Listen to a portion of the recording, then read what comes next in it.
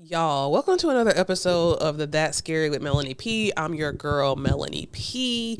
And I'm here to talk about the TikTok sensation video that had me in a chokehold. Who the fuck did I marry? So if you're like me, somebody has introduced to you this 50-part TikTok show. It is a show because literally me and my friends were calling it episodes. Girl, did you see episode 29? Did you see episode 30? So when my friend first sent this to me, and just to kind of give you guys some color, this is basically a TikToker. What is her name? I don't even know her name. I don't even know if she even said what her name was. But if you go to TikTok and you put in the search, who TF did I marry? You'll be in the chokehold the same way that we were. I will say you'll be in the Matrix the same way that we were. So a couple of days ago, a friend of mine sent me this TikTok video and said, hey, I know this is 50 episodes, but I think you should watch this. This is crazy. And my first thought is, I am not watching no 50 episodes on TikTok about some lady. I'm not doing that. She was like, girl, just watch it. She was like, I didn't want to watch it either. But once I started watching the first episode, I got hooked. And I said, okay, whatever. Girl, I watched the first episode and I got sucked in. Ultimately, this is a 50-part TikTok video from a young lady who tells a story about a man that she met on a dating site, got married, got pregnant, found out he was a whole homeless bum.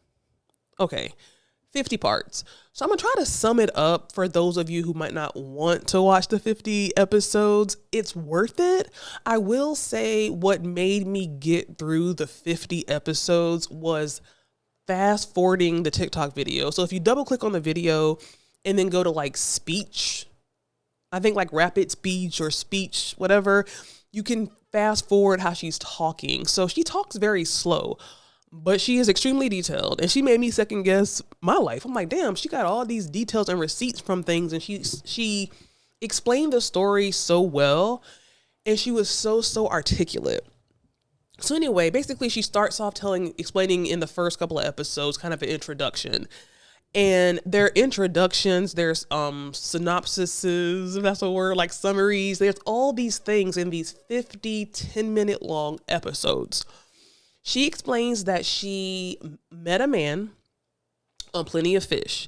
And let me say this. She does explain that there's red flag after red flag after red flag after red flag.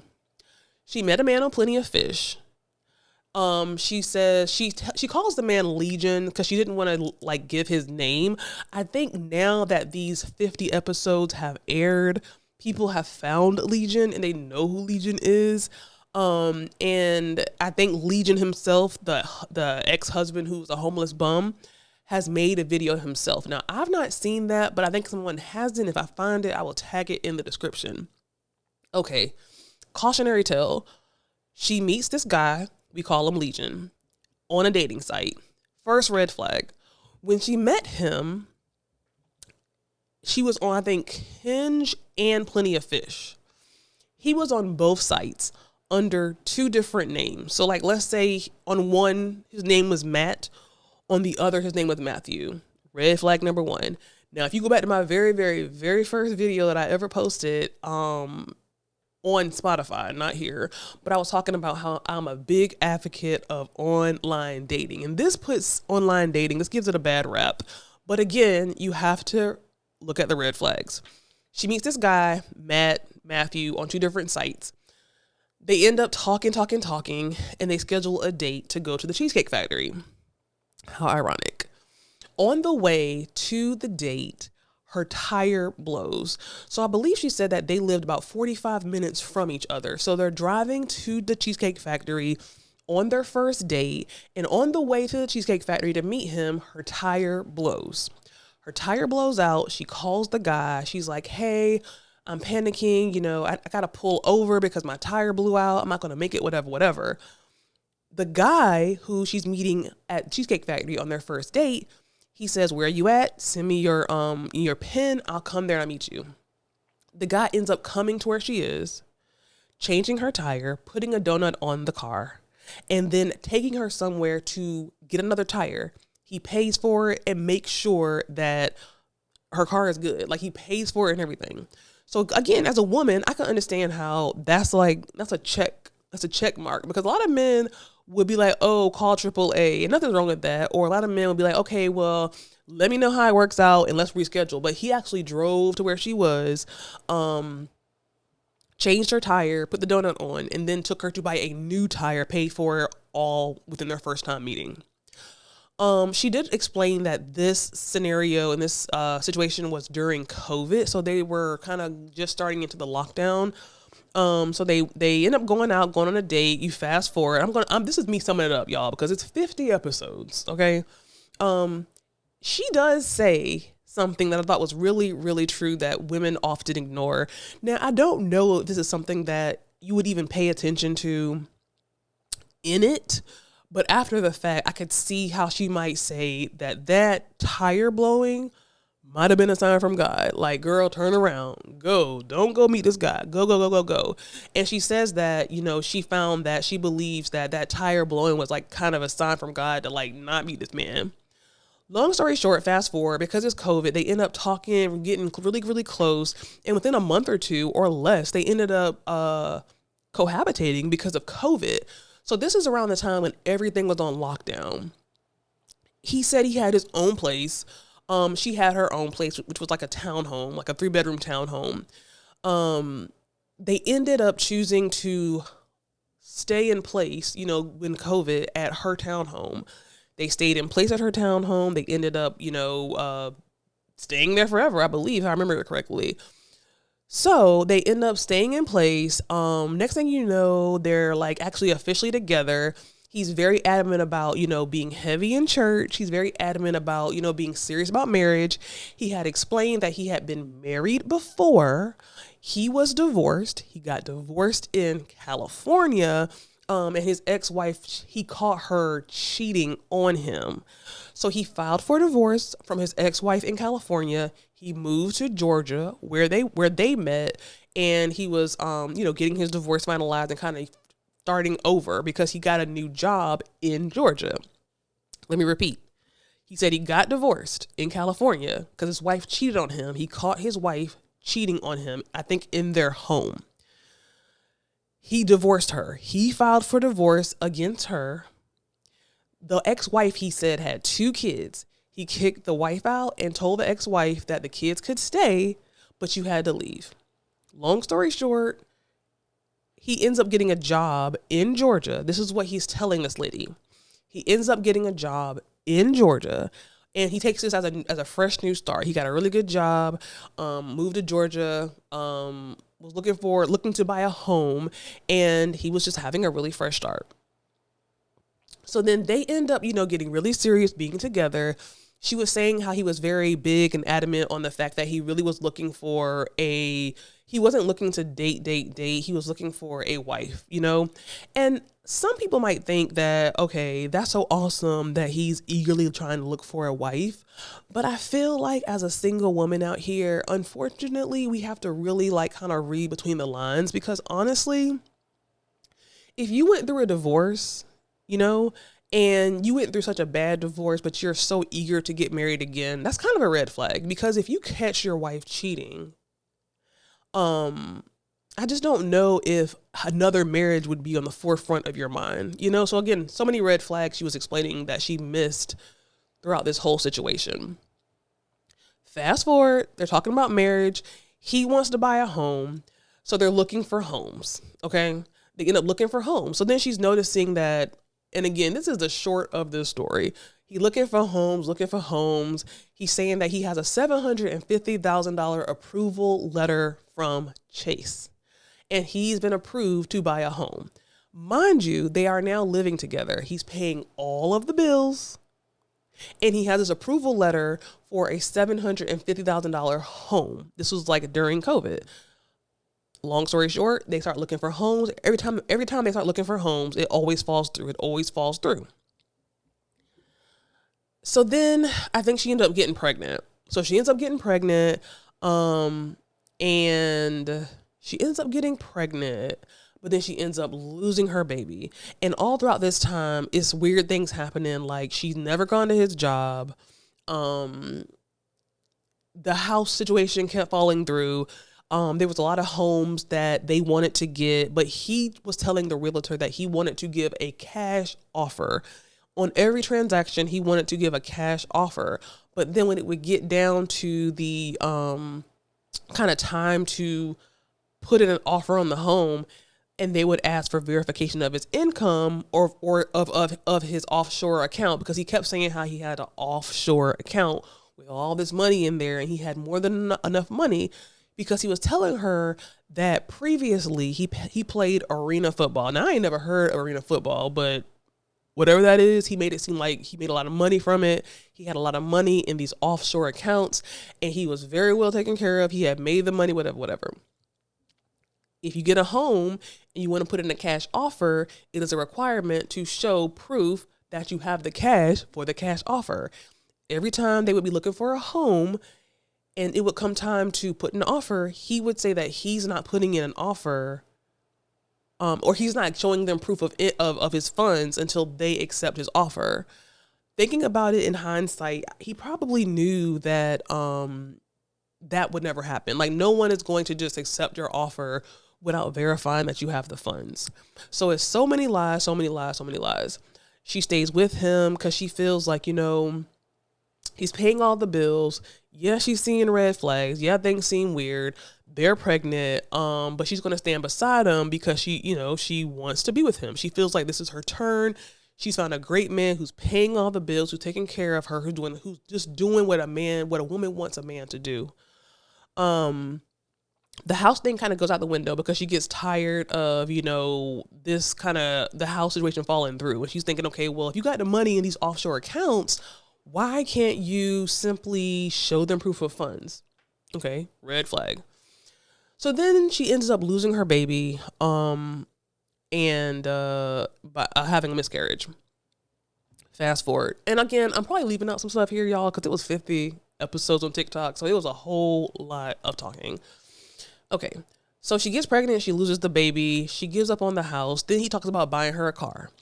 So he goes on and on and on to buy her a car. Keep saying he's going to buy her a car. Keep saying he's going to buy her this BMW because, you know what? And this was actually before she had her miscarriage. Because he was saying that, if she's going to have his baby, he wants her riding around in a very nice and safe and comfortable car. So he kept having her go around, test drive these cars, test drive these expensive Audis and BMWs and this and that. It never happened, obviously, the same way with the house. I think he did end up maybe helping her getting her a Nissan. And she shows pictures of these things in the TikToks. He ends up getting her a Nissan. So let's kind of backtrack here. Met a man on POF, which is Plenty of Fish and Hinge online. Got with him. Tire blew. He came, bought the tire. They end up getting together. They end up staying together because it's COVID. They end up staying in place together. He's very adamant about, wanting a wife, wanting a family. She wants to be married. She feels like it's her time. She's met the perfect guy. She ends up getting pregnant. They're looking for a home. He don't want to show the proof of income. Want to buy a car. He started out wanting to buy her a BMW and an Audi and ended up buying her a Nissan. She loses the baby, right? Then what happened? God, there was so much. She loses the baby and they get married. So they ended up getting married at the courthouse. She didn't tell her family or friends until after the fact. She said that once they got married, that's when things started to change. She was like, they had a very short honeymoon phase. But then she noticed that the things that he used to do, he would not do any longer.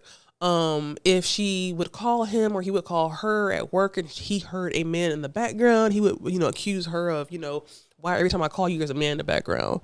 At one point in time, he told her that one of her exes came by the house looking for her. And, he wanted to know, like, who is this man? Why is your ex coming to look for you? Come to find out he was lying about that. No ex came looking for her, but he was accusing her of having an ex come, pull up in the yard, knock on the door, asked for this lady, and he's attacking the lady because why is your ex coming to your home? That ended up being a lie. Then I guess they start looking for a home again, I believe. They start looking for a home again, but then that keeps falling through. And at this point, she's pretty much numb. He tells her that he's going to take her to Paris. That falls through. This is over, I want to say like a year's time. Like they were married for maybe a year. Long story short, y'all, you got to look at it for yourself. But he's a liar. He's a liar to the point of every single day when they're married, he is on the phone for 45 minutes in the morning talking to his brother on the phone. Okay. Come to find out, he wasn't talking to his brother. He was talking to nobody on the phone. His brother, his family, none of them fuck with him because he's a habitual liar. So imagine you dating a man, you see him on the phone talking to his brother every single morning, and come to find out he don't have no job. He told her that he was a VP, and had an executive assistant and had a company car and all these things. That was a lie. He was a forklift driver. He told her that his grandma died at one point. Took her to the gravesite. That was a lie. The grandma had died several years ago, and the gravesite that he took her to was a gravesite of somebody else. Because he used to work out in a graveyard. He used to work on a graveyard. He knew the person's name on those grave plaques, so he lied and said that that's where his grandmother was buried. He even at one point showed her his bank account, his bank statement, showing that he had all this money in the account. That was a lie. He literally went to Google and Googled a fraudulent bank statement. He gave her a wrong social security number.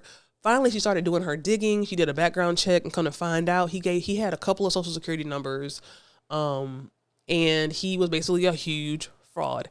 Every single thing that he told her from the time he met her up until the time she divorced him was a lie.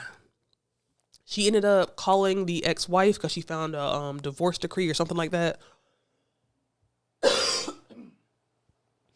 The ex-wife did not cheat on him, as he said. She come to find out that the ex-wife kicked him out because he was a habitual liar for her. So long story short, she found out that, everything that he said had been a lie.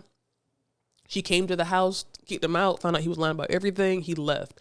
One of the things that was left out of this story for me was she explains how at the end of their relationship, he was having severe knee pain.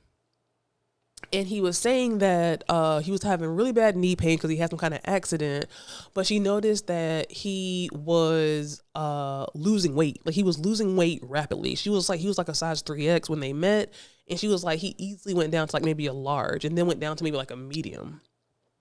When she kicked him out, he ended up living in his car. She met him to make sure that he signed their divorce paperwork. He signed it, didn't read it. She said when she saw him and he signed the divorce paperwork, he looked like he was in a size medium. He was so sick. He had lost a bunch of weight, I guess, from not eating. She had to give him a few dollars to get some chicken nuggets because he hadn't eaten. Fast forward, she finds out later that he checked himself into a mental hospital because it was super hot and he needed somewhere to stay because he was living in his car. Went to the mental hospital. So mind you, at this point, they are divorced. She's found out, the year has gone by. She's found out that he's a liar. And they're divorced officially. He tries to come back to her, right? Because he needs a place to stay. And I guess somebody told him that, she just can't kick you out because, in the state of Georgia, that was his legal residence. So she cannot just kick him out of their marital home. And I think they weren't actually divorced. He signed the divorce paperwork, but she was waiting for, either they were divorced or she was waiting for the divorce paperwork to be finalized. So he kept trying to come back to the home that she kicked him out of because he knew that he had rights to the home, right? So she was calling the cops, and come to find out he had a warrant for his arrest. So the story ends with him having a warrant for his arrest and him coming to her house and then the cops picking him up. I think he had tried to get in contact with her a while afterwards, after he got out of jail a while afterwards. But she threatened to have a restraining order against him and she never heard from him again. Now, that is the cliff notes of Who the F Did I Marry? Please, if you want to see the whole 50 episodes, double tap on it on every episode. Fast forward that mug to 2 times fast because she talks super slow, but she's very detailed. Yeah, and that's pretty much it. You know what I'm saying? Now, it's a very much of a cautionary tale for women. I'm hoping women would see this and kind of look for the red flags. I don't know how old she was, but it looked like she was probably not young. So it's kind of scary to see that a woman could have so many red flags and still be with a man just because she wanted to get married. And she explained that, she knew there were so many red flags and she started to ignore the red flags because she just wanted it to be her turn. She wanted to be married so bad and she wanted it to be her turn so bad that she forced herself to ignore these red flags. And I think she's had lives on TikTok since then. And in the lives, people ask a question that I asked: what was his health issue? Why was this man losing weight rapidly? When she met him, he was a size 3X. The last time she saw him, he was like in a size medium.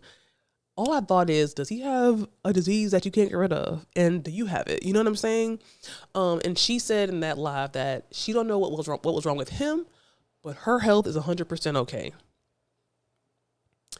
It was a lot. Was it worth me watching it? I think it is. I think if you have if you want to have it on the background or if you have some free time, look at those 50 episodes. It was interesting. It was very interesting. It was very enlightening. And it was kind of very saddening because she was very transparent about just wanting it to be her time, just wanting it to be her time, just wanting to be married so bad that she went through all of this.